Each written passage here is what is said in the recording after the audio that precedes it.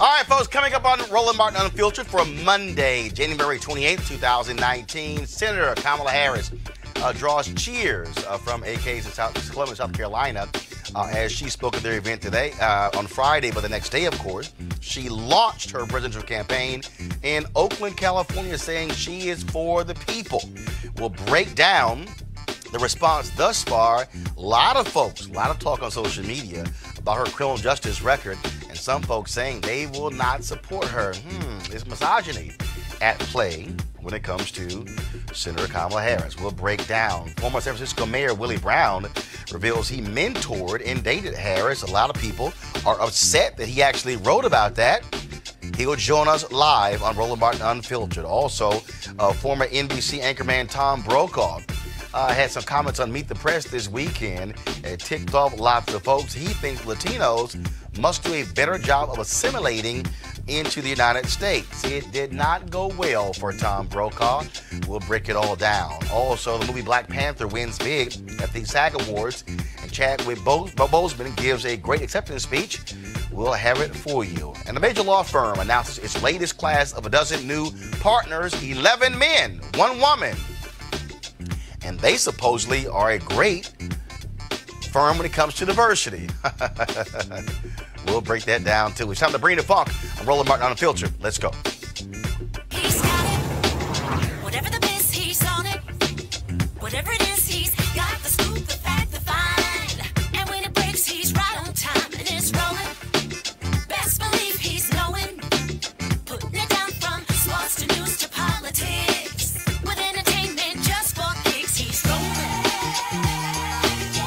It's on go, roll, y'all. It's Roland Martin, yeah. Rolling with Roland now. He's funky, he's fresh, he's real, the best, you know he's Roland Martin now.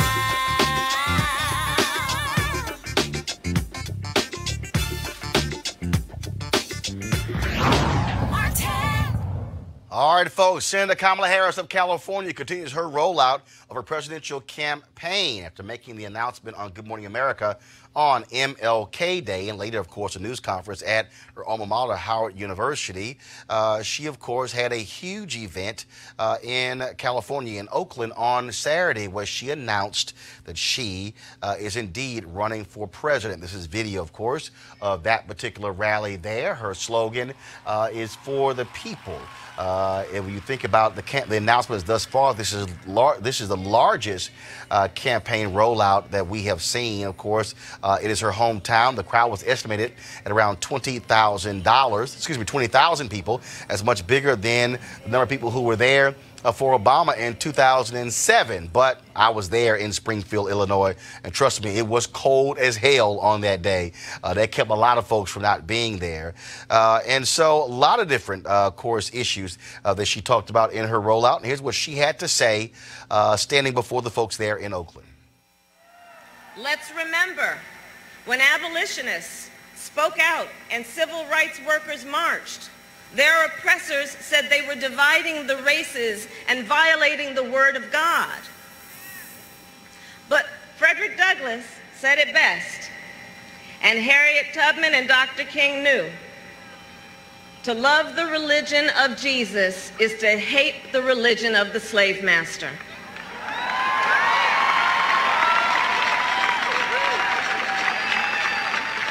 I'm running to fight for an America where no mother or father has to teach their young son that people may stop him, arrest him, chase him, or kill him because of his race.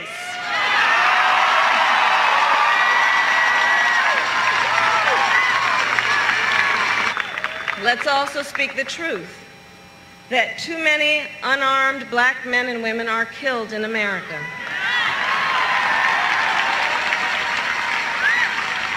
Too many black and brown Americans are being locked up. From mass incarceration to cash bail to policing, our criminal justice system needs drastic repair. Let's speak that truth.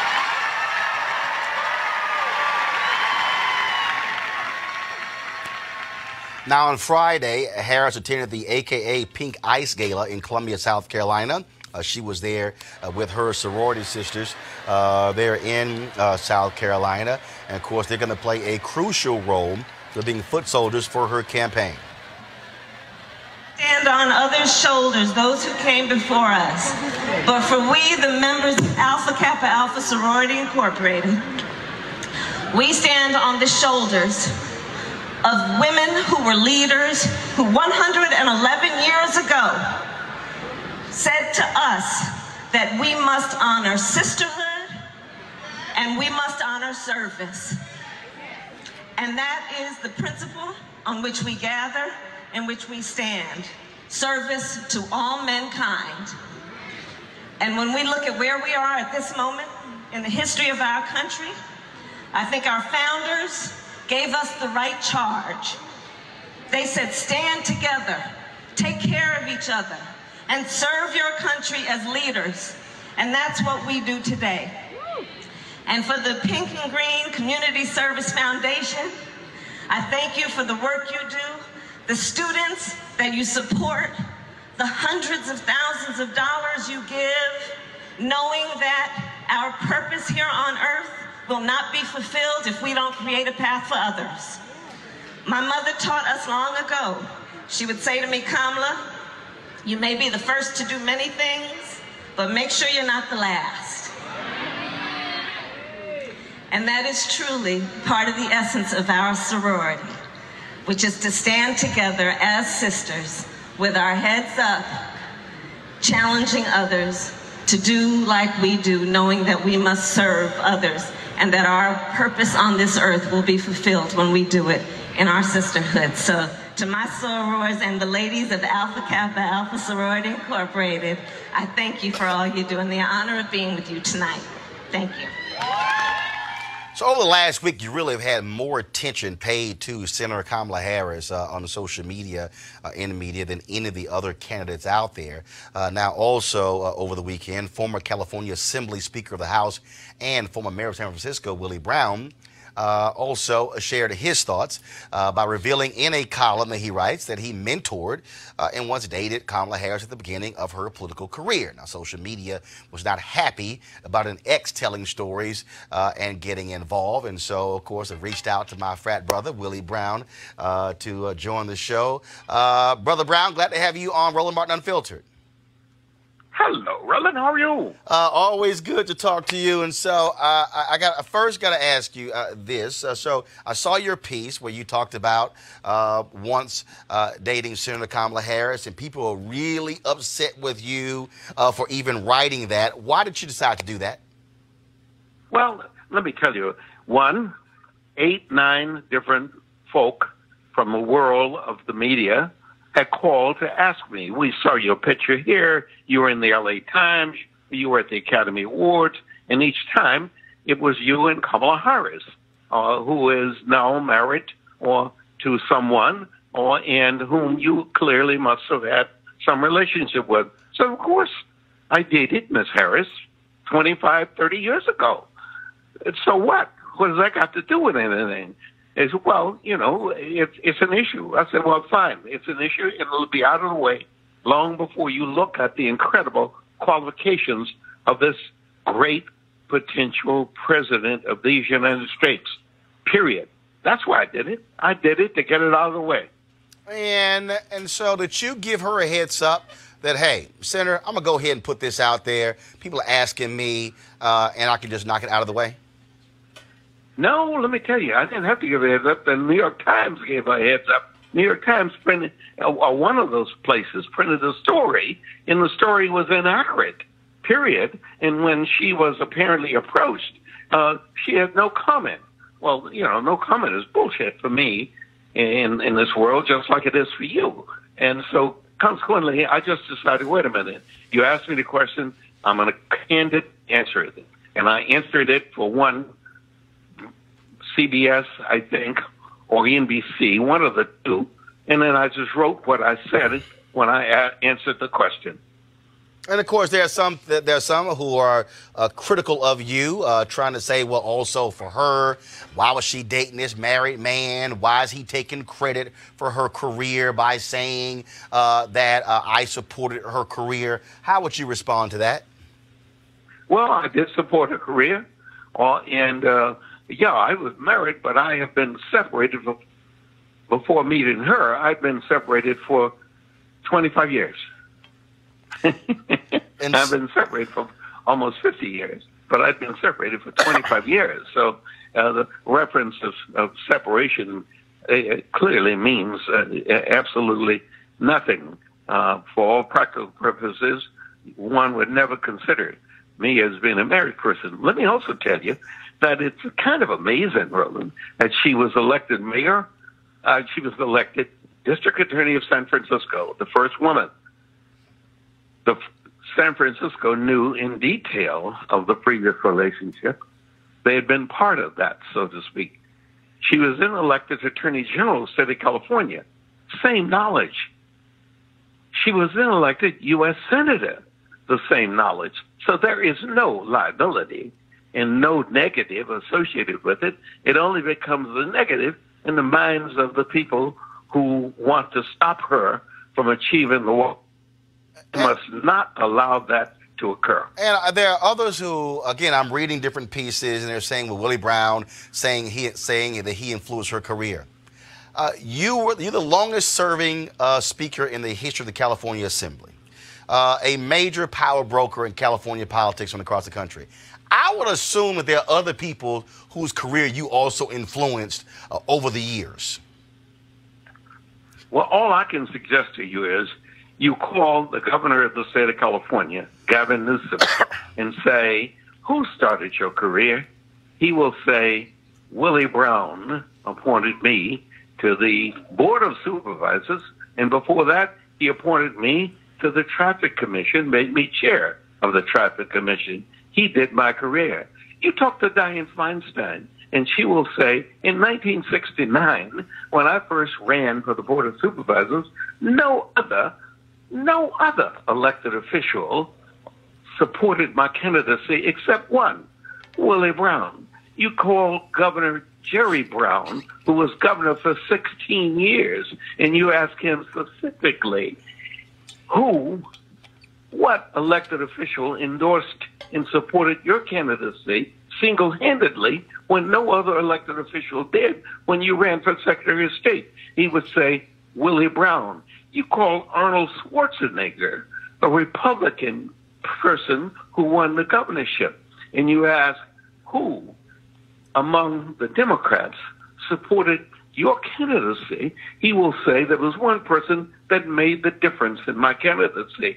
I went from being a Republican who could get maybe 12 to 15% of the African American vote to getting 30% of the African American vote against an incumbent member of the Treasurer's Office of California, and it was Willie Brown who did all of that. That's just a few of the folk that will lay out to you. I am about trying to find, in this democracy, Roland, quality people, black, white, women, men, persons who come from foreign countries, born there, but now raised here. And I'm proud, literally proud, of all those careers that I got invited to participate in. The individuals who ultimately achieve it, like Senator Harris, like Governor Newsom, like Senator Feinstein, they had the ability to do it. Somebody needed to open the door. I was fortunate enough in my own career to have people in the late 50s and early 60s open the door for me. The Alpha Phi Alpha organization did it for me. The NAACP did it for me. The International Longshoremen and Warehouses Union did it for me. I'm telling you, I got lucky. So literally, I owed it. And every one of those people I'm really proud of. Got to ask you this. There have been a lot of people highly critical of her role as district attorney and attorney general, saying she has not been right on criminal justice issues. What would you say to her critics who say that her record as district attorney and as attorney general would disqualify her for a lot of Democratic voters? Well, you know, one of the most amazing things is, again, I cite you the achievement. This is a woman who's never lost an election. This is a woman who became the first woman in each one of the categories. There had never been a woman district attorney of San Francisco. Ignore the fact that she's black, because there had never been a black district attorney before or after her.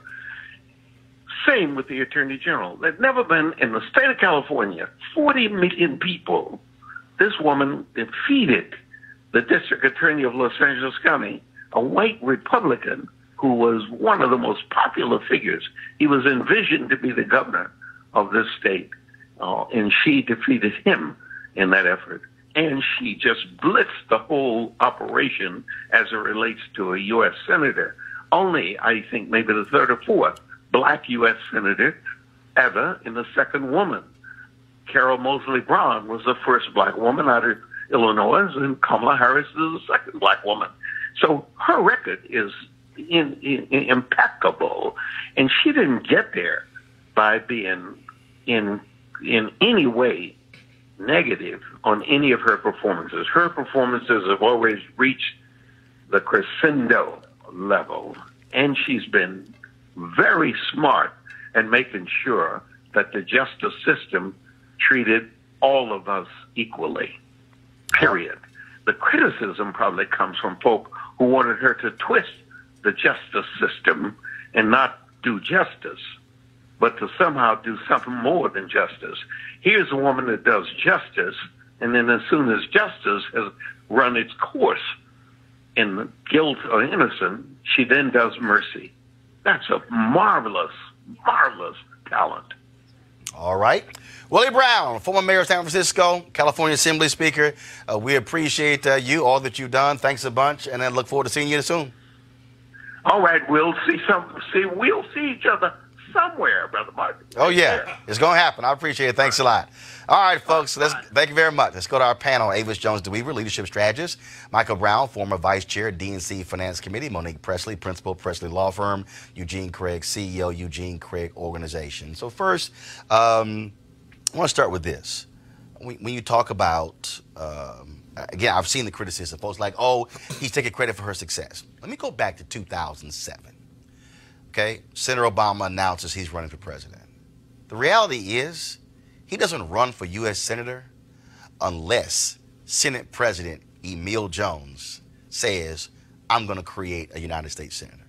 The reality is State Senator Obama was a backbencher. He was not one of the major power brokers in the Illinois Senate. He went to Emil Jones and said, hey, I'm thinking of running. You can make a U.S. Senator. Emil Jones was not considered an Illinois power broker because it was, at the time, it was House Speaker Mike Madigan who controlled the Democrats in the state. It was Mayor Daley in Chicago, and it was Rob Blagojevich who was the governor. Emil was considered the afterthought. He elevated Obama, had his name put on various bills, passed those bills that set up the run for the United States Senate. It's not rare in politics to have a sponsor. Yeah. And so I can tell you right, that's why I asked the question, It's a bunch of folks who, if you want to get your start, hey, Willie Brown, can you bless me? Why is that like a negative? I don't see it as a negative. I do take umbrage with the way that social media has taken with the story instead of focusing on the blessing that Willie Brown, bestowed upon Kamala and helped boost her career legitimately, which, everybody on this panel knows. It's how the game is played. I mean, I wouldn't be sitting here if in 2012, 2013, 2014, Dan Bongino doesn't give me his blessing in the MDGOP. I mean, I was one of the few Dan actually has endorsed in Maryland to do anything. And so it's the way the game is played. But, what I do see is that certain folk in the media, certain folk in social media are treating Kamala Harris the same way they would treat a black man, and go after the sexuality rather than focus on actual substance. Now, he made the point about him throwing it. He said, "Look, I got all these different questions. I wrote it." First of all, it was a very short article that he actually wrote, and from a political standpoint, that is what you do, Michael. You get it out of the way. Full disclosure. Because of my dad, I call him Uncle Willie. He's literally known me since I was probably 5 years old. However, I do not like how this was rolled out at all. I do think he owed Senator Harris a phone call so they could discuss how they may roll this out. Got it. I don't think it was fair to her to have to answer these questions in her first 3 or 4 days of running for president of the United States. So I'm a little disappointed. Now, he said in the interview that she got the questions before he wrote the piece. Correct. I just don't know if they communicated about what the answers would be to that. And it sounds to me like maybe she was a little taken off guard. That's hence why there's a social media backlash. She got questions. She said no comment. Correct. He says he saw the no comment and was like, you heard what he said. He's like, that's bullshit. And then decided to go ahead and write the piece. I'm a little disappointed. I'll tell you what's bullshit. His answers that he just gave right here. Yeah. Okay? That's what's bullshit. Because here's the reality. He understands, I assume, as a person who lives on this earth, what sexism is. And as someone who understands what sexism is, he should have known from the very minute he put pen to paper what it would mean to say those things about a woman. He should have known the type of sexist attacks that she would be receiving on a day that was hers. It was the day that she was in her hometown to kick off her presidential campaign. And he has been, let's be clear, freaking irrelevant for decades.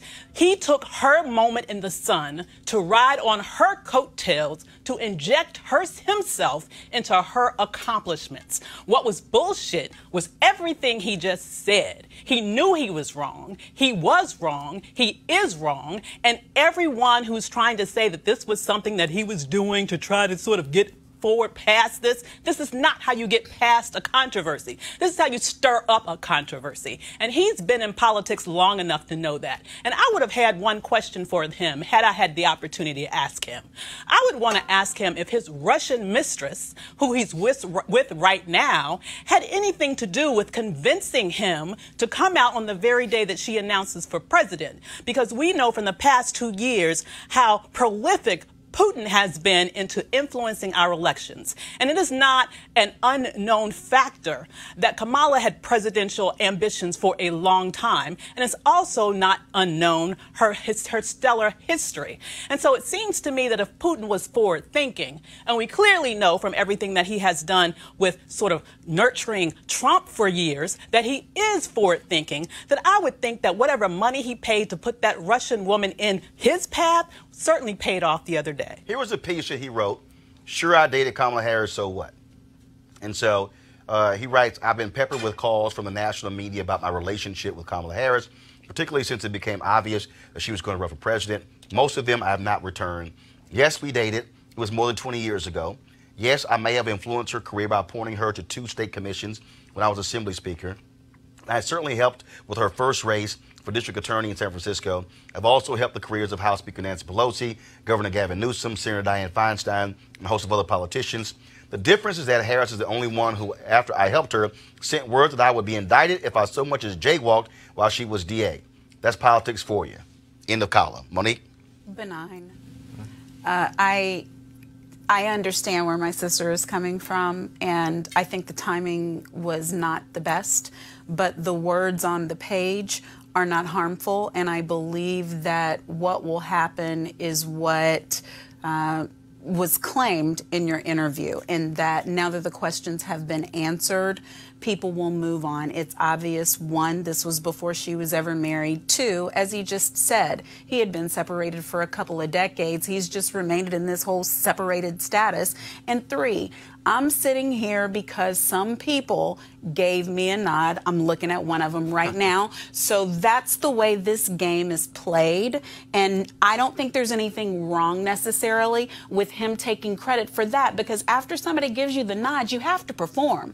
It's still your performance and your talent and your ability. So everything that he said about her is true, that she was first black, first woman, and that she's never lost an election. And I hope what he said on this show gets replayed over and over and over again, because those really are the points. I think if he had done the same no comment that she did, and I don't disagree, as a crisis manager, she should have said no comment. But I think if he had said no comment, we would still be seeing a cycle of a story, because no comment, and he's right about it, means that there is a comment, but I'm not saying it. No comment, as you taught me, is a comment. So I like that he put it to bed. Do I like when he did it? Yeah. No, but I'm glad it's out there and it's finished, because there's no there. It's not just what he said. It's not just when he said it. It's what he said. If he would have said what he said on here in that column, we'd be having a completely different discussion. Like what? Right now. Like what? He didn't say anything about how she had these personal qualities. The first this, the first that she was extremely intelligent, that she was the only black person to do this, not to mention the only woman. He did not praise her in those ways. It sounded to me like an overgrown, 16-year-old bragging about the woman that he just bedded to his boys. That's what it sounded like to me. And everyone, you would have to be a complete Martian from outer space not to understand the implications of this, specifically when you talk about a black woman. Given the history of black women in this country and how we are always hypersexualized, for him to sit there and do that and not consider that reality, to me is absolutely, I'm not even going to call it politically negligent. Beyond that, I think it was hateful. I think it was small. I think it was really damaging to her. Definitely. I mean, have you guys been reading the comments about her? But actually, people have been saying about her, not about her accomplishments. But actually, the fact that we all have mentors, because everybody understands that. But what people have been claiming is that she slept her way there. No, anyone with 2 grains of salt would have been able to project that is exactly what people would say. For 3 days, I've actually been monitoring most of the comments. Most of the comments have not been about this. Most of the comments have not been about. Avis, 1 second. Avis, 1 second. Avis, 1 second. Most of the comments in the last 3 days have not been about Willie Brown. In fact, most of the comments. I'm talking about the last 3 days. 1 second. This just happened yesterday. No, it didn't. No, it didn't. It happened Saturday. Well, Avis, 1 second. The date on the article is January 26th. Today's the 28th. She unveiled her campaign in Oakland on the 26th. Okay, which is Saturday. What I've heard.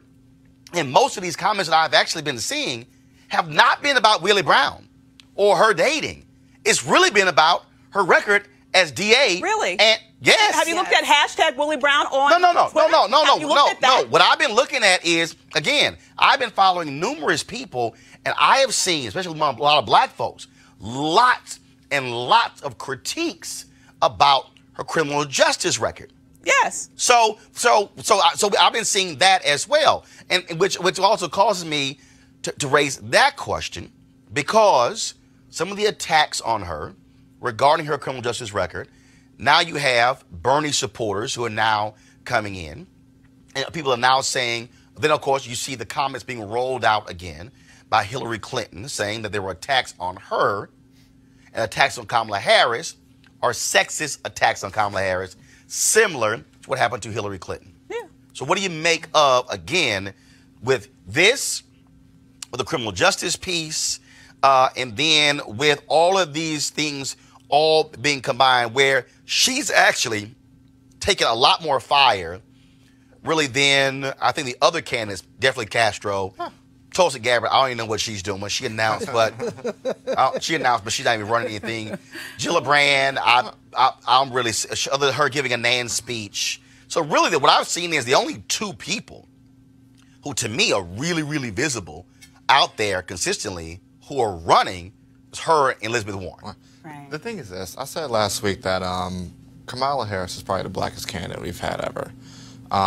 For, you know, Whoa. Well, I'm sorry. Well, let me finish. Let me finish. Shirley Chisholm? You about to say Shirley Chisholm? In a very long time. Right. In a very long time. Right. Correct that. Because she ain't as black as Congressman Chisholm or Reverend Jackson. Well, I agree. Okay, go ahead. A very long time. Right.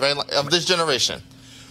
But which generation? I'm talking millennial. I'm talking. Thank you. All right. Talking my generation. Hold up. Talking my generation. No. Let me help. Let me finish you. my thought. Do that. No. Let me help you. Thought. If you're gonna say it again, why don't you say it in the last 3 election cycles? Well, there you go, right there. But don't say ever, because we know that ain't the case. But go ahead. Well, last 3 cycles. Go ahead. Right?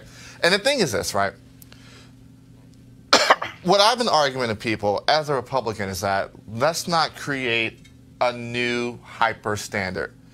You know, folk aren't holding Beto, Biden, Gillibrand, none of these other folk to this standard. But remember, O'Rourke is not in, Biden's not in. But they're pandering as if they are in. No, but they're not in. But what I'm saying is that when you announce the conversation around Kamala took place well before she got into the race. The conversations in Black Twitter around, oh, hey, her criminal justice record. Oh, hey, where's she at on this, that, and the third? When most folk couldn't even name something she did as a DA or AG for that matter. But the intensity about one's record is totally different once you announce you're running for president. I agree 100% with you there. But my argument is that if this is the energy that you're going to have for candidates, keep that same energy when all the white candidates get in who have actually, to the detriment, implemented rules, laws, and policies like that have hurt our policy, like the crime bill. You go ahead. I rolled my eyes across America at the not as black as. I'm already sick of it. I've been looking at 3 days worth of comments from everybody who wants to claim some proper rightful place in the black box that the white slave master put us in when they decided that if you weren't white, you were black. It is a social and legal construct. It was created by people who control the country who look like none of us. And they said, if you are other than us, you go in this box. So I'm not going to sit here and say that Senator Harris is less black than Reverend Jackson or less black than Shirley Chisholm or more black than Barack Obama. It is all at this point an irritant in my soul. We are all, according to this country, black. If one of us goes out on that street and gets stopped by a rogue cop, I guarantee you we'll all be equally black. Now, if she's going to run a campaign that is built on her record, she's going to have to explain some things.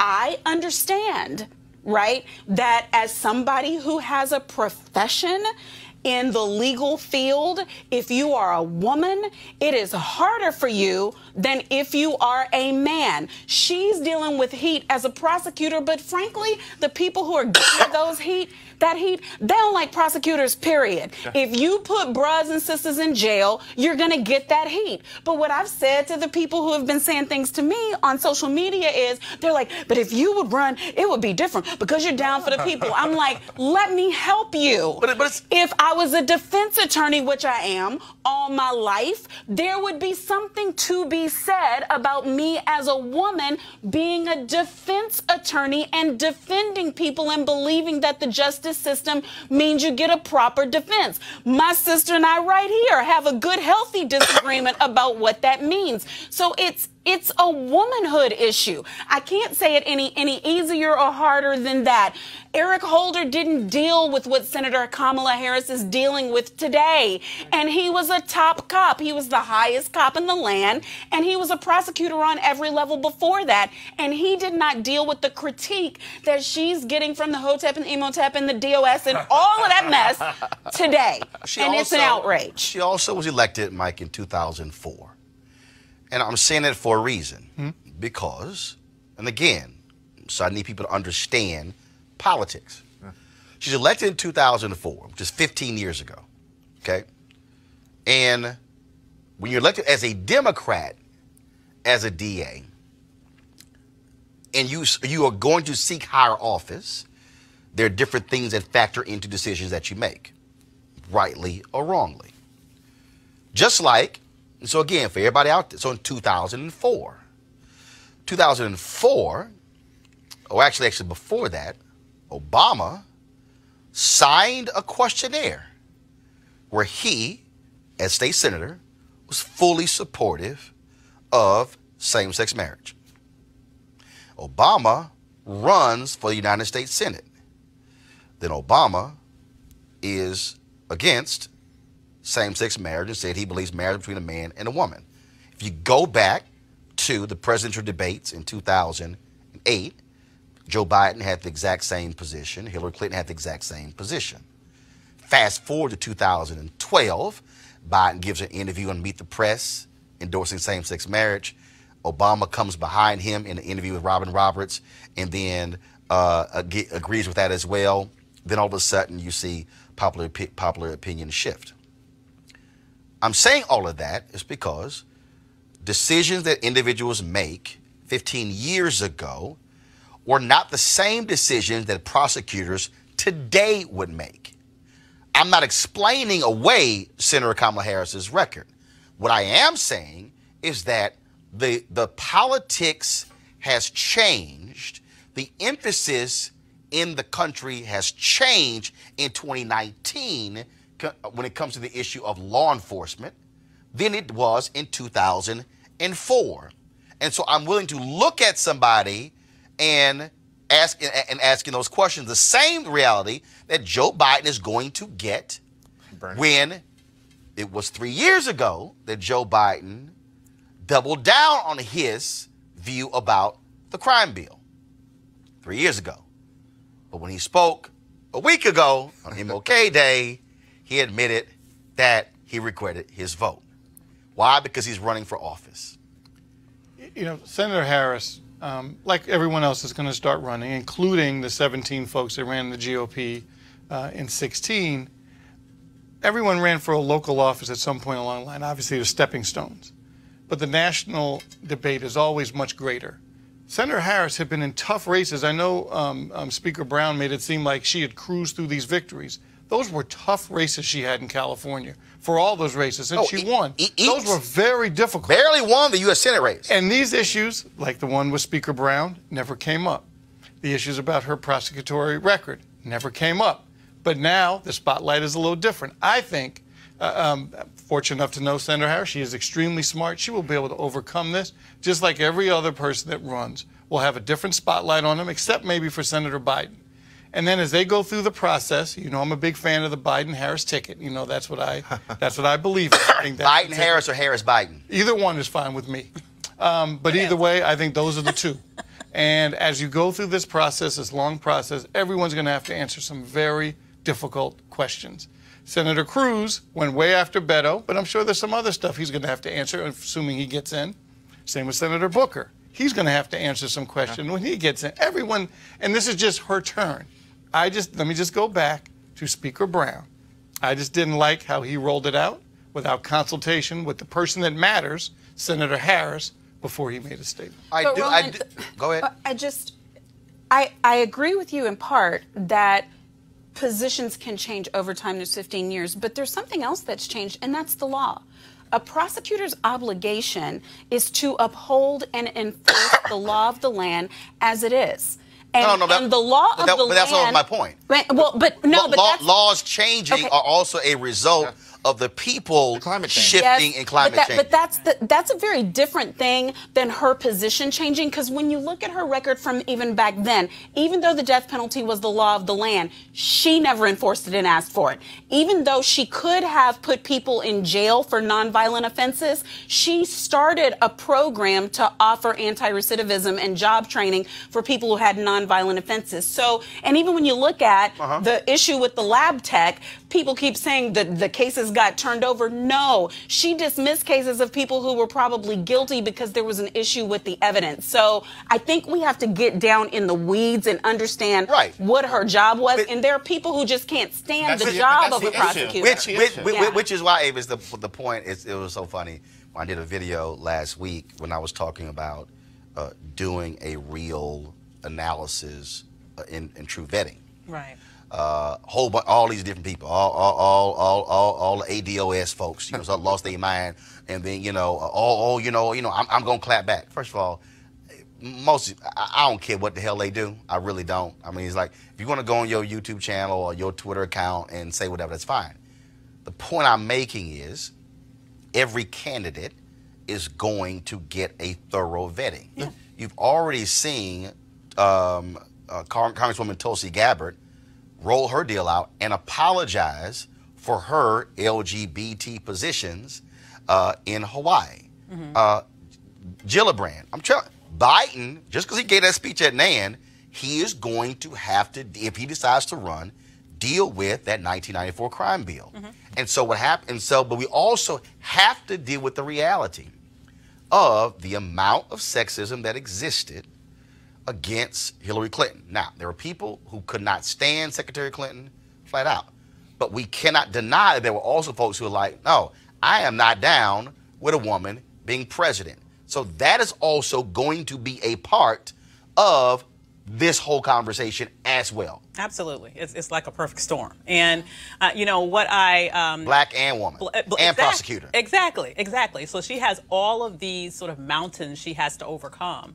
I think the thing that has gotten some people, like me, a little annoyed is that I do see a different level of scrutiny to her, even as compared to the people who have already announced. So, you know, people are asking things like, where is her black agenda? I'm like, she's a candidate. It's not her responsibility to have a black agenda. You put together a black agenda, and then you make sure that you hold up all the candidates to that agenda. I will disagree. I will disagree with that. Well, if you're going to ask her, why wasn't that asked about Elizabeth Warren? No. Right. But that's also the point.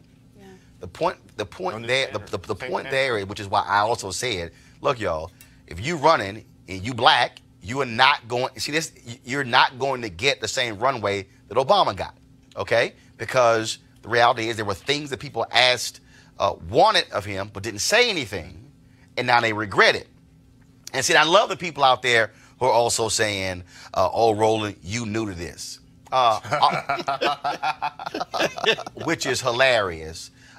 Because for all you wannabe just woke your punk asses up on the black agenda, when you've run 3 black newspapers, you understand black agenda. When you've been news director and morning anchor of a black radio station, you understand black agenda. When you're the first editor of BlackAmericaWeb.com, you understand black agenda. When you're the news editor for Savoy Magazine, you kind of understand black agenda. When you produce for major broadcasting cable network, later the Black Family Channel, you get black agenda. And when you had a Sunday morning show on TV One for 4 years and a daily show on TV One for 4 years, you get black agenda.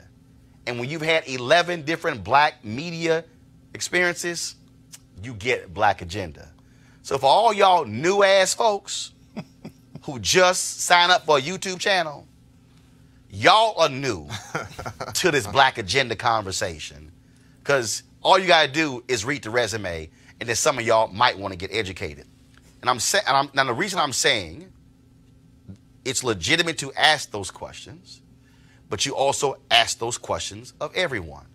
I will also say the reason she is getting the level of heat that she's getting right now, because she's a serious candidate. She's right, exactly. She right now, Senator Kamala Harris right now is a top 3 candidate. Absolutely. That's why she's getting that. So again, if she wasn't a serious candidate, she wouldn't be ain't nobody talking about her. The thing is this. Go ahead. She matched Bernie's first day record from 2016. She's had her in terms of the raise of $1.5 million in the first 24 hours. $1.5 million first 24 hours. The more important thing is her kickoff matches Trump's biggest rally of 2016. Her 20,000 people matches his Alabama rally. So if she comes out the gate like Oakland. And that was in Oakland. And so she coming out the gate like that, she's front runner. She's front runner. But Roland, can you decode for the black folks what a black agenda really is? Because she laid out plank after plank after plank that disproportionately affect the black community, and people seem like they can't even really hear that. Like when you talk about Medicare for all, when you talk about tax cuts, when you talk about disproportionate sentencing, all of those things directly and disproportionately affect the black community. Here's why you're having that kind of pushback. And I'm telling you, it is the Obama effect. Yeah. The frustration for black people. Oh, also, I'm sorry. When you also written for Ebony and Essence. No, because the reason because the reason I'm also saying that, I do recall writing a piece that ran in January of 2009 for Essence, where I said, just because he is elected does not mean that what we want gets done. Right. We have to make sure to push him to make it happen. And so, to the whole point about the black agenda, there are some people where the only thing they define as the black agenda is she going to publicly support reparations? Yeah. Right. That's the only thing they talk about. The Obama effect is when Obama kept saying, rising tides lift all boats. That angered a lot of black folks because, on another hand, But it was true. no. But one is we can debate. But another hand is that he gave previous speeches where he talked about where he said I can't do things just for black folks, but then in other speeches consult the 2012 speech National Urban League Convention, where he talked about having targeted programs for those most in need. And so for black folks, it's like, well, if that's the case, where's the targeted unemployment program for those most in need? Right. And so when folks say black agenda, again, for all y'all new ass black people, let me take you back to Maynard Jackson. Maynard Jackson had the concept of every African American in America having a business-sized card that can go in any wallet that said these are the black agenda, and so we could ask any black person, anybody running for office, your position on this. So to Avis's point, when you say black agenda, that's really defined by the person who's asking the question. Mm-hmm. So yes, the onus of a black agenda is really upon the organization or the entity or the group asking those questions. So the group that deals with black home ownership, they are going to have very specific questions for Senator Kamala Harris. The groups that deal with criminal justice are going to have very specific conversations. The groups that deal with health are going to have very specific conversations. And so that's what you're going to have there. But for all these other people, yes, who go, oh, where's her black agenda? As I kept saying, for a week in, no politician is going to lay out expansive position papers on different groups. Those things are actually evolved over time. And so usually when you roll a campaign out, you have general themes that are universal themes because you are not talking to individual groups. But she went out on a limb. She went so far out, she made me a little nervous. I mean, she was very specific about things that affect the African American community in a way, to me, that if she wasn't trying to wrap her arms around it, she could have just left off and saved for when people are pressing her on those issues. So I was thankful that she did that up front. But folks want to actually hear black. Yeah. Let's just be real on it. Yeah. They actually want to just hear black. She did. She did that yesterday. No. Came all the way out. No, you understand. When I say they want to hear, that's all they want to hear. Yeah, I'm just saying you got it's understanding. Nobody else. It's understanding what some people are talking about and what they're asking for in this whole deal. And again, I go back to the Obama effect. There are a significant number of people, and let me say this: this is not just HOTEP. It's not just ADOS. It's not just black nationalists. It's not just, no. There are a lot of African Americans who are on Capitol Hill, who are black CEOs, who are black small business owners, who are black folks in academia and other areas who, although you have not heard them publicly go there, they were disappointed in the 8 years of Obama. So let's just be real clear, okay? Since we're going to sit here and just be real honest, okay? What you're seeing with Senator Kamala Harris, what you're going to see with Senator Cory Booker, what you potentially will see with former Attorney General Eric Holder, what you would have seen with Governor Deval Patrick, are black folks saying, we screwed up. We were quiet for 8 years. We sat here and mobilized and raised money and knocked on doors because we got hyped about a black president. And I long said, and again, feel free to go pull the tape. I said for a long time that black folks were the only ones who were left at the inauguration parade looking like this here. We got a black first family. Now everybody else left. Now I told y'all in the first 60 days, LGBT community gave Obama a 54-page agenda for what they wanted. Black organizations, and don't act like I don't know what I'm talking about because I was there. 5 years after Obama's first elected, gathered at a hotel across the street, Washington Hilton, where they assembled to put together their black agenda, and then took 9 months typing it up before we got a copy of it. Don't act like I wasn't there because I was in the room at the news conference. So what you're seeing is, you're seeing folks saying, I need to hear some stuff now before I invest in you over anybody else, because frankly, I screwed up last time. Yeah, that's like they were left empty-handed. No, I know that, because they didn't get everything they wanted. But I'm not going to stand for people acting like in 8 years they didn't end up with the best unemployment rate that we've ever had in the entire history, like of black unemployment rates. It's a little ridiculous. Healthcare. Who do they think that disproportionately affects? Students being able to get their parents' insurance while they're still in college. These are poor people, black people. Right. But there were some fundamental issues. First of all, one of the most chaotic decisions they made came the Parent Plus decision, and when they made it, when it came down in August of 2012, that led to upwards of 15,000 HBCU students not being able to come back, led to significant funding shortages of those HBCUs that they still are having to deal with. We still saw, before Obama came in, 53% of black wealth wiped out due to the home foreclosure crisis, and his housing programs were not effective. Sean Donovan was a HUD secretary, came on my show, Washington Watch 3 different times with a new plan. I said, Sean, if you hear you hear a new plan, that means the previous 2 didn't work, bro. Right. And so there were things there that black folks wanted to see. They wanted to see. I remember sitting in the Treasury Department being told that minority firms outperformed white firms with the handling of TARP dollars.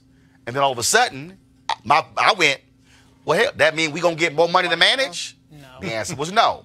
And so there were some legitimate concerns. I just think that this not, I want you to say viciousness, but this really like what you going to do is really a result of a lot of black folks not doing it with Obama and then being frustrated by saying what happened. I'm just saying that's what I'm saying. Final comment. Look at the reverse of what's happened with number 45. His base asked him to do stuff, and he does it just for them. Absolutely. He could care less about the rest of America. He cares about his base, and they sent him stuff. We don't want you to comment about Congressman King. He didn't comment. We want you to do that, and he does it. So that's 30% of people. Monique the neighbors. I'm still, President Harris 2021. That's what we're probably going to end up with. Look, the thing that I would hope that as black folks who ever consider themselves black would understand is It is a big deal, and thank you, Avis, we talked about this via Twitter, that she is running. Yes. You don't get this far with this kind of big splash, with this backing, with this money by accident. And if people can't just take a beat and celebrate that, then we are missing an opportunity to recognize history and her story. And we really need to get that together. Avis? Just finally, you know, obviously it is fair to critique every candidate's record. But it is completely unfair to only look at one side of that record and use that to sort of disqualify her in terms of her blackness or in terms of her ability to be someone who could be an asset for the black community and the nation as a whole. Be fair about what you're doing. Look at the full context of her record before you sit there and try to throw her under the bus. Well, again, and that's what it is going to require, real, thoughtful examination of record. That's pro, that's con, whatever you actually want to call it. And so that's one of the things that is going to be critically important. So that's one thing that we also are going to do. Look, folks, you just have folks announcing. Yeah. Okay? You only have 3 people who actually announced they're running. Many of the exploratory committee. And so we're going to be using this platform to really go through folks' record and take the time and also not get involved in the BS. I'm not dealing with people's emotions. I'm not dealing with people and their agendas. I'm not dealing with people and all the sexism and their racism. No, the record is the record. And somebody has to be willing to say, this happened, and ask the question, why did this happen? Do you agree with it or not? And we'll see what the answers are. All right, folks, got to go to a break.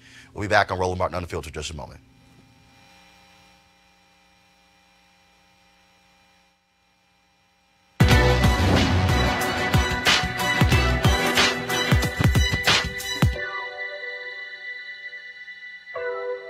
The best way to live in this world is to live above it.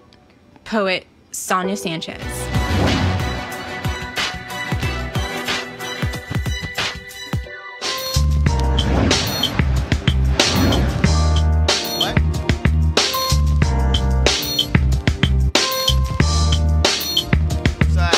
Hashtag HBCU Giving Day. You see I'm wearing Clark Atlanta University sweater, so I got the red on today. So I did my show from there last year. They hooked me up with this. If you want to support Clark Atlanta, go to cau.edu to support Clark Atlanta. We want to make sure all of you graduates of Clark Atlanta, you're also giving back to support your university. All right, folks. Fighting allergies. As I told you, of course, a lot of us are focused on getting healthy in 2019, and one of the ways we can do that is by doing the cleanse. And so the last 20 days, I've been doing the D-Herbs cleanse. Lord have mercy. All raw vegetables, fruits, and nuts. And so hasn't been too bad. I've done it before. And so I ended up losing about 18 pounds total doing it. And for a lot of us, again, we're getting for your core. You want to just be healthier. You want to have more energy. And so folks at D-Herbs, they're partnering with us. And so what you can do is go to dherbs.com. You can actually use the promo code Roland if you actually want to do the cleanse. They have 27 different cleanses, and you can do some 10 days, some 20 days, some shorter, some longer. And so also they have it for weight loss, all kind of different cleanses that can help you out. And so we want you, again, use the promo code Roland by going to dherbs.com.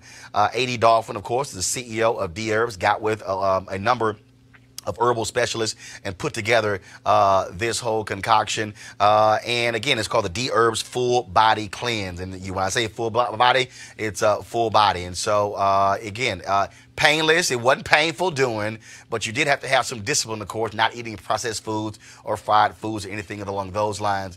And so you can also, trying to get rid of that toxic buildup, be sure to give them a call, again, at the number here, 1-866-4D-HERBS, 1-866-4D-HERBS, and use, again, the promo code Roland for your discount at checkout. And so we'll be talking to A.D. Dolphin soon right here on the show about that. And so, certainly tried. We thank them for being a partner, Roland Martin Unfiltered. All right, folks, let's talk about assimilation. Yesterday on Meet the Press, former ABC anchorman Tom Brokaw, let's say, stepped into it when they were talking about the real reason behind Donald Trump's wall. Well, just go ahead and press play. And a lot of this we don't want to talk about, but the fact is, on the Republican side, a lot of people see the rise of an extraordinary important new constituency in American politics, Hispanics, who will come here and all be Democrats. Also, I hear when I push people a little harder, I don't know whether I want brown grandbabies. I mean, that's also a part of it. It's the intermarriage that is going on and the cultures that are conflicting with each other. I also happen to believe that the Hispanics should work harder at assimilation. That's one of the things I've been saying for a long time. You know, that they ought not to be just codified in their communities, but make sure that all of their kids are learning to speak English and that they feel comfortable in the communities. And that's going to take outreach on both sides, frankly. That's too bad. Okay, Brokaw tried to clean that thing up with a series of tweets, y'all. This is what he tweeted. I feel terrible. A part of my comments on Hispanics offended some members of that proud culture. Finally, I am sorry. I never intended to disparage any segment of our rich, diverse society, which defines who we are. Then he also said, finally, I'm sorry I failed to convey my strong belief that diversity, dynamic, and inclusive is what makes America. Joe Scarborough, he tweeted that, Tom Brokaw's covered the civil rights movement his whole career, and so he's apologized, essentially give the guy a break. So let's unpack this. Okay, here's what Tom Brokaw didn't say. Now, maybe, Tom, if you had watched this show or watched my previous show, you would have had the proper language. But see, the reality is, and look, Tom Brokaw's a nice guy. He's a nice guy, okay? Great journalist. But the blind spot of white journalists and white media executives is they don't want to criticize white people. Yep. Okay? They don't want to challenge white people. Okay? The real deal here is, I keep saying it, it's the name of the book I'm working on. I can't wait till we go ahead and get this book published. This is white fear. What he said was white fear. They are afraid of black and brown people. Oh my God, I don't want any of these brown babies. What that means is, I don't want my white kid dating and marrying somebody Latino. I don't want them dating or marrying somebody black. Look, you can sit here and say, I ain't dating nobody white or Latino or whatever, but guess what? The numbers have exploded since the 1960s in terms of interracial marriages. Okay? White people, it ain't enough of y'all. Y'all stop having babies. Your birth rate is lower than anybody else's. Your death rate is going to surpass the annual birth rate in about 10 states in the next 2 to 3 years. You can't blame black people for that one. You can't blame Latinos for that one. That's on y'all, because y'all stopped knocking the boots. So don't look at us. Okay? No, that's the case. Okay, but I frankly believe that he said exactly what you were saying in the first half of his comments, which was problematic. And I feel like that's when all of the white folks clutched their pearls, because he told a family secret. Right. When he said they don't want any Latino grandbabies, and that's what they're afraid of. And he was being very honest about that. And I think he even knew that's a problem. They're saying they don't want that. And then the second part, it wasn't just really that it was racist, if you want to say it was racist. It was just wrong, right? In that they do and are assimilating more and more. Many of them don't even know what it is to speak Spanish as opposed to English language television networks targeting Latinos. It's like, dude, what the hell are you talking about? We have a Ted Cruz who literally forgets that he's Hispanic most days of the week. Right. I mean, that's how simulated they are. Jim Acosta said, Jim Acosta said,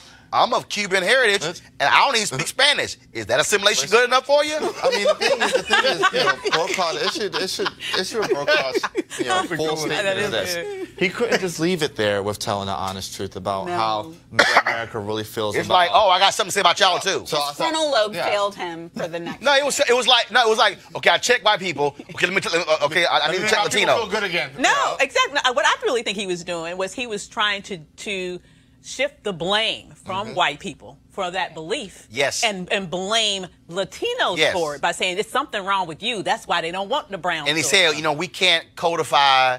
I think that's what he used. He said, by in terms of being in your own environment, but that's y'all fault. Yeah. Because Tom, if if white folks didn't have housing segregation in America, you wouldn't have that problem. And let's be real honest, the only reason black people are not like Latinos and Asians, because y'all white folks made us stop using our African native tongue. I mean, let's just be real here.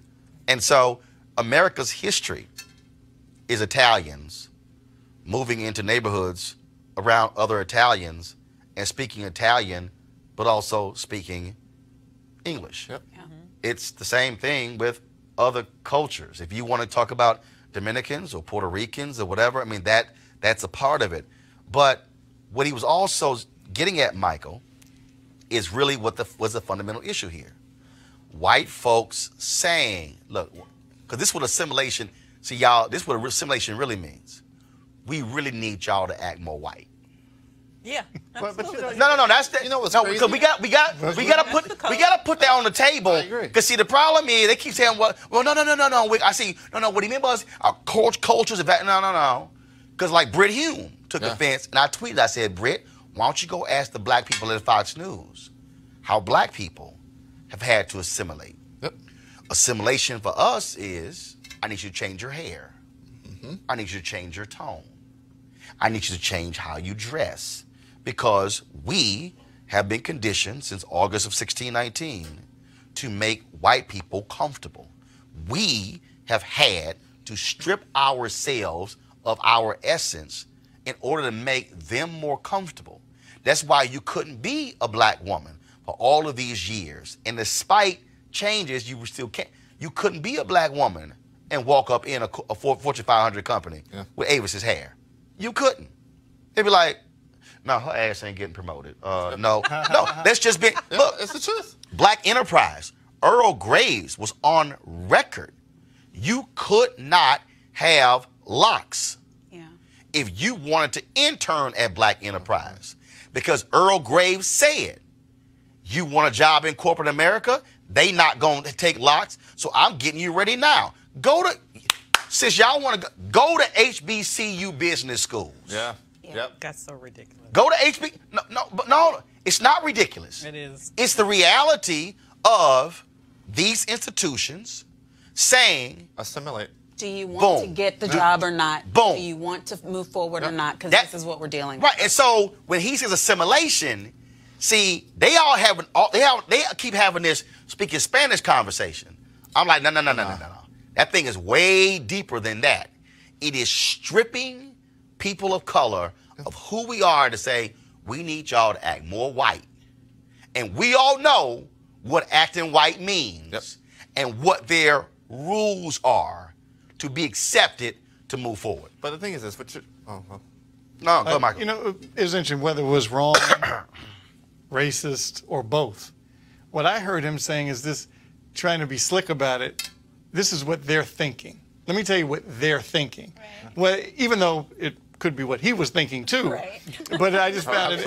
What he was thinking. I thought he was trying to be slick about it. Right, exactly. Yeah, right. And then when he got the pushback, he said, "Oh man, I better clean this up." Right. And obviously it's too late, because that's where, when you said clutching the pearls, that's what people are actually thinking. Well, and he's having the wrong assimilation conversation. He's having the wrong assimilation conversation. The conversation he needs to be having is with middle America. He needs to be having with folk that, you know, the thing is, we don't use the mainstream media phrase. You said the conversation with middle America. Well, he needs to have the conversation with white folk. Thank you. That live. No, hold up. But again, me stopping you is proving my point. Yeah. Right. We have been assimilated to the point that we can't even say white people. Right. That's when we have been assimilated to go, no, the Midwest, middle America. Right. There are black people who literally live in middle America, but we ain't talking about them. But the conversation he needs to be having is with white people about assimilating to 2019 and what American culture, American society looks like in 2019. But you can't have that conversation when the executive suite at NBC looks like middle white America. All this, I'm telling you, all this back and forth is simply, can y'all please make us comfortable? That's the real deal. What he did not say is, white folks, I need y'all to assimilate to everybody else. I need you to get out of your comfort zone. I go back to Rod Dreher writing an article in the New York Post saying, Aaliyah, who the hell is Aaliyah? Why does she get a horse-drawn carriage funeral in New York? It's not like she was Madonna. Who is she? Oh, we lit his ass up when he wrote that piece, and then they'd apologize. But again, that's white America. Yeah. White America, the whole deal is, we don't know you. We ain't never heard of you. Oh, unless you Oprah, Michael Jordan, Tiger, or Beyonce. It's like you get to a certain level, white America say, okay, now we know who you are. Now we can accept you. That's real. The assimilation in America is really assimilating into white culture. When we keep hearing our values are changing. No, your white values are changing. That's what's changing. Well, you're exactly right, because we still live in a society that, unfortunately, undergirding it is the myth of white supremacy. And so white supremacy will be protected at all costs. The issue, though, is that the reality is that our demographics as a nation is changing. White numeric majority is coming to an end. And let me just tell you, I've already told my children, keep me on child support, not child support, on life support, Lord have mercy, keep me on life support until that last black or brown baby is born to tip the scales, because it will happen in the not too distant future. And so it is this sort of panic that has led to the rise of a Trump. Yeah. It's this sort of panic that leads to those conversations that he was giving us an insight on. Mm-hmm. They know that their days as a numeric majority is dwindling. And if they can no longer be the numeric majority, they still want to be the cultural normalcy. Mm-hmm. And that's what they're trying to protect. Well, I'm telling you right now, they can sit here and run their mouths all day. The problem they're going to have is we ain't going back. No. We're not going back. It's not going to happen, which really was something that Chadwick Boseman really dealt with last night. Of course, Screen Actors Guild had the SAG Awards on TNT last night, and the award for Best Ensemble Cast. Yeah, that's called a transition. That's called a segue. Right. I know what I'm doing. I know what I'm doing. I know what I'm doing here. This ain't my first rodeo.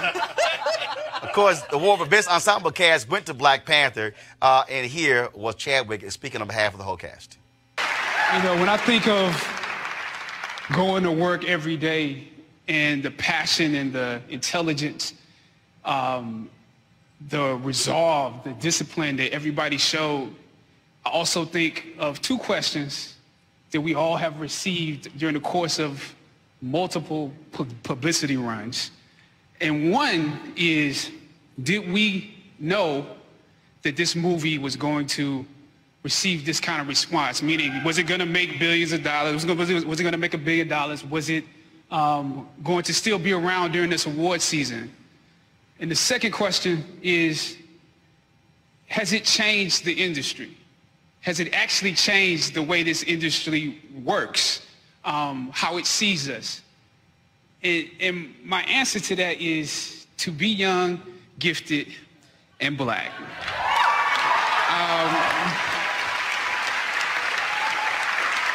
Because all of us up here know, and Andy, we include you too. Man, you got great timing, boy. Great timing.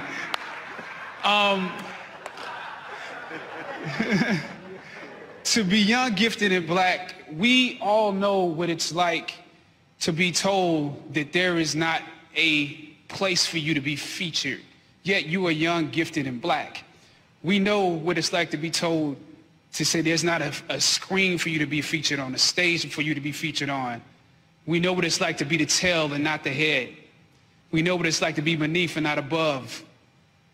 And that is what we went to work with every day, because we knew not that we would be around during award season or that it would make $1 billion, but we knew that we had something special that we wanted to give the world, that we could be full human beings in the roles that we were playing, that we could create a world that exemplified a world that we wanted to see. We knew that we had something that we wanted to give, and to come to work with every day and to solve problems with this group of people every day with this director, that is something that I wish all actors would get the opportunity to experience. If you get to experience that, you will be a fulfilled artist. Now, the question of, what's that second question? The question of, you know, will we be around? Don't give me the music. The question of will we be around during award season, I just have to say, you know, it's a pleasure to be celebrated by you, to be loved by you. And one thing I do know, did it change the industry? I know that you can't have a Black Panther now without a 2 on it. So we love you and we celebrate it. And the Screen Actors Guild, folks, they also had this part where they talk about what it means to be an actor. And it was great for them to showcase this brother. We remember seeing him on The Cosby Show, Jeffrey Owens. So somewhere in the middle of the road of my life, I found myself in the dark wood of unemployment and debt. But instead of switching careers like a sane person, I took a job at a local Trader Joe's to see if I could hang in there with my career. And it's actually worked out pretty well. I'm Jeffrey Owens, and I am an actor. All right, so so the thing about, again, and real quick before I go to the panel, because I know we're over time with our show, but when it comes to this movie, when it comes to other movies, when you talk about what is happening, we are not going backwards. Yep. Okay. Although you could turn on cable news right now, and you're not seeing a lot of black folks in prime time. You ain't seeing us in daytime. You're not seeing Latinos as well. Matter of fact, I'm gonna do something for y'all. I'm gonna go find the video when Bernard Shaw got the Lifetime Achievement Award from NABJ in 2007 when he gave a speech. He said, "White men, your time is almost up." Trust me, I'm gonna get that video. But this is really where we are. Black Panther winning that SAG. People need to understand that's where we're going. Yeah. Okay. And there are folks who are gonna fight this thing because that's power, that's money. Politically, it's come down to resources. It comes down to issues, and so for us, like I tell people all the time, why I support school choice. I don't give a damn what anybody says. I support every form of education because I want us to be in position to take power. I don't want us to, frankly, be like South Africa is, where you got numerical numbers, which you're still grappling over with power and resources. Go down the line. Yeah, I agree 100%. You know, I think, you know, my generation gets to stand on the shoulders of a lot of you guys and folk that have come before you guys. And, you know, we have to be prepared when that shift, as we're living in it, it's a living history. You know, when the shift is complete, we have to be ready to take power, have to be ready to be, you know, change agents. Right. The scariest part for the Power Center about a movie like Black Panther being successful is it wasn't successful just because black people love the movie. It was successful because everybody loved the movie. It's little white kids saying Wakanda forever. And so just like we saw their movies and like, okay, good movie. Yes, right. and that is the shift. And there are power-hungry people at the top, and then there's fringe like Trump's base. But the rest of who is really America is on board with where we're going. So I feel like we really, as a people, just have to hold on and recognize it's hard right now because we're at the end of it, but we're at the change. Just like President Obama. He didn't win because of black vote. He won because of a lot of votes, mostly white. In the Hollywood, the first part of your question, I think we also, yes, we have to support black productions and black directors and black actors, but we also have to be prepared to say, you know what, that movie was sorry. It was terrible. As well as we say, wow, Black Panther was great. It's okay. That's part of the evolution of us, about America changing, and that's okay. We also, though, need to understand that there is value and there's uniqueness and there's a level of brilliance that's associated with our blackness that we should not shy away from. One of the, right. That is a selling point. I mean, one of the reasons why this movie was so popular is because we had not seen a black superhero movie like this. And there was a yearning for this. There was a hunger for it. So to see these black characters, as he mentioned, in a three-dimensional way on screen, to see those strong black women, not as some sort of sexual innuendo, but as his protectors, that was groundbreaking. And so to lean into our blackness and understand that that we have power in that, not only at the movie theater, but also at the vote.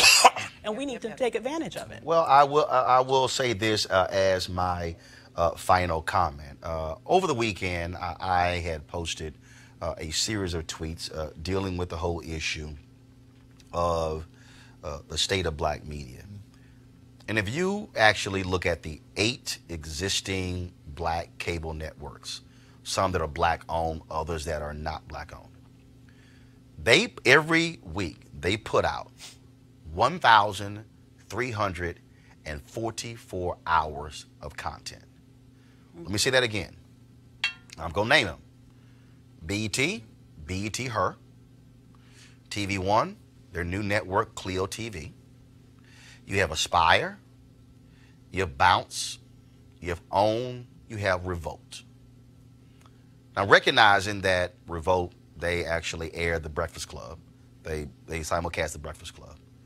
But out of those 8 networks, out of 1,344 hours, there is not a single hour dedicated to a news show that targets African Americans. Why am I saying that? Because if you look at a Ryan Coogler, who everyone is supporting because of Black Panther, Ryan Coogler was affirmed at American Black Film Festival. Mm-hmm. Not Sundance, not Tribeca, not Cannes, American Black Film Festival.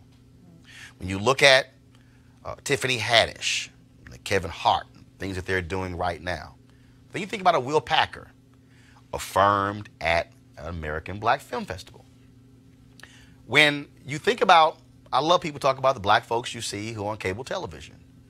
And when you see Angela Rye, when you see Tiffany Cross or David Swirlick, you see, I can go down the line. The question is, when people were commentators, where did they first get a shot on shows that I hosted?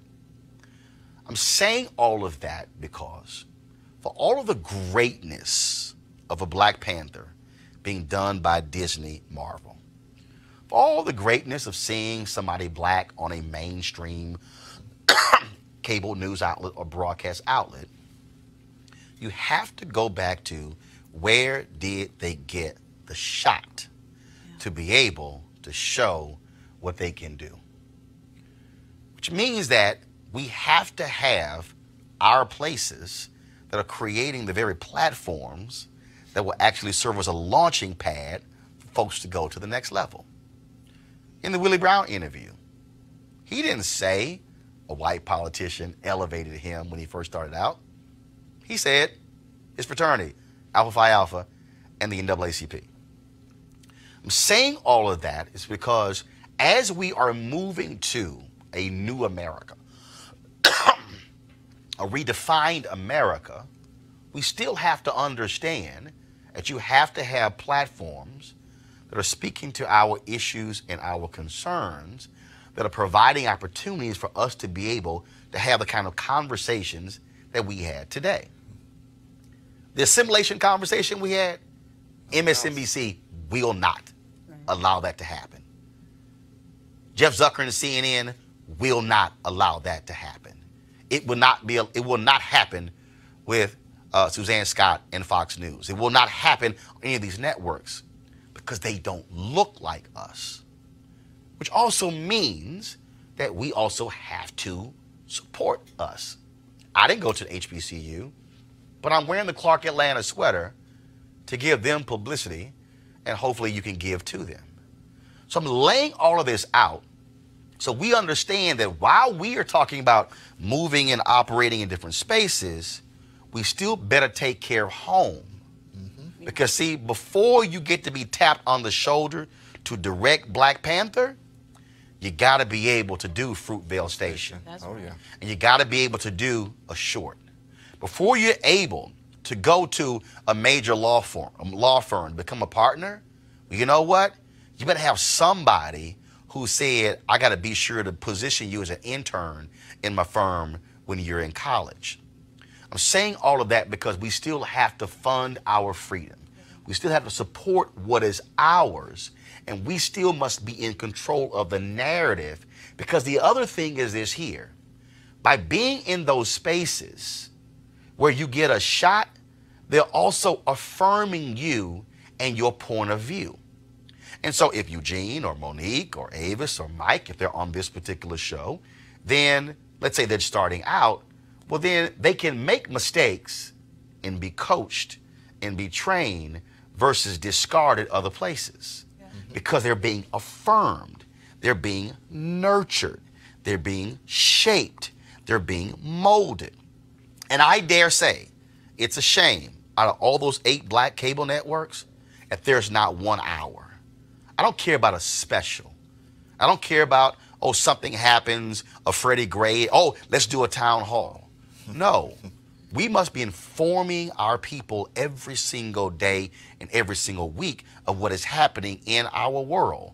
We should not be in a situation where we are depending upon CNN and MSNBC and Fox News and ABC and NBC and CBS and the New York Times, USA Today and Wall Street Journal to be shaping the narrative by which we discuss these issues.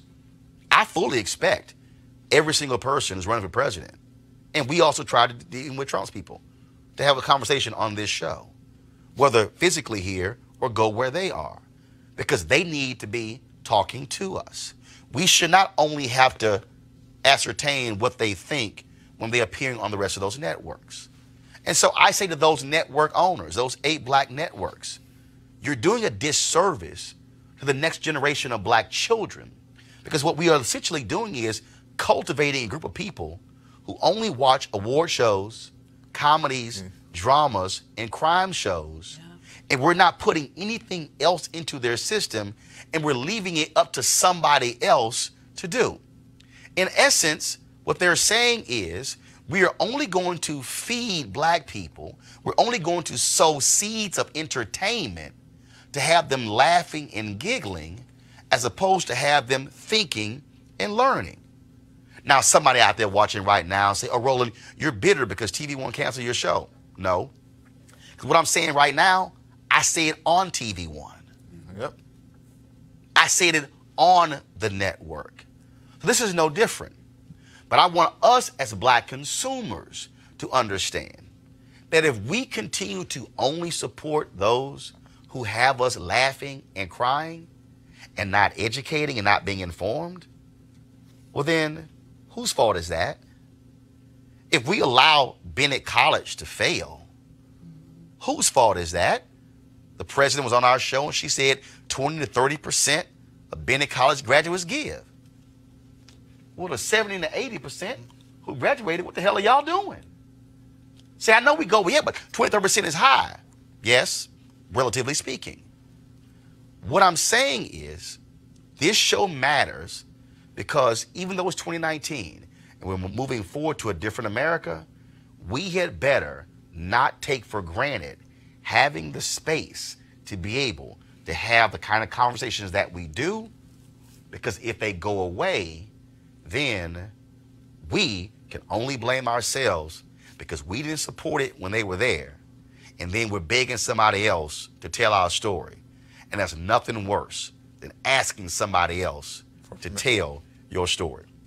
Be sure to support Roland Martin Unfiltered by going to RolandMartinUnfiltered.com. Join our Bring the Funk fan club. We surely hope that you will do that. Of course, every Friday we run a video of all the folks who have given as members of our Bring the Funk fan club. We will do so on Friday as well. Our numbers We're up to, I think it's about 1,400 to 1,500. I'm going to get actually those numbers. Our goal is to have 20,000 of our fans in the course of a year give on an average of $50 each. Some folks have actually given $100 or $500. We appreciate all those donations. We want you to also do so because every dollar actually makes this a reality. Okay, later in this week, folks, I had a one-on-one with comedian Ali Sadiq, but trust me, we laughed, but he broke down some serious stuff and what it was like when he was in prison in Texas. It's one of the best interviews I've ever done. That says a whole lot. Y'all don't want to miss that interview. I can't wait to have it for you. Got to go. Thanks a lot, Avis, Michael, Monique, Eugene. Thank you so very much. Holla!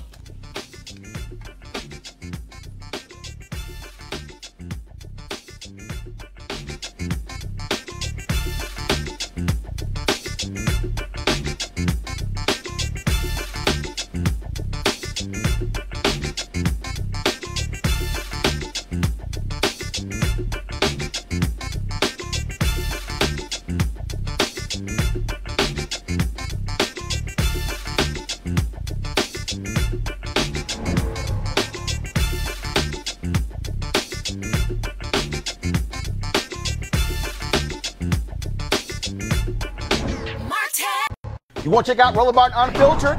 YouTube.com/Roland S. Martin. And subscribe to our YouTube channel. There's only one daily digital show out here that keeps it black and keep it real. It's Roland Martin Unfiltered. See that name right there? Roland Martin Unfiltered. Like, share, and subscribe to our YouTube channel. That's YouTube.com/Roland S. Martin. And don't forget to turn on your notifications so when we go live, you'll know it. Hey fam, want to check out Roland Martin Unfiltered? The blackest show on all of digital, cable, and broadcast. Check out our audio podcast. There's only one daily digital show out here that keeps it black and keep it real. It's Roland Martin Unfiltered. Press play.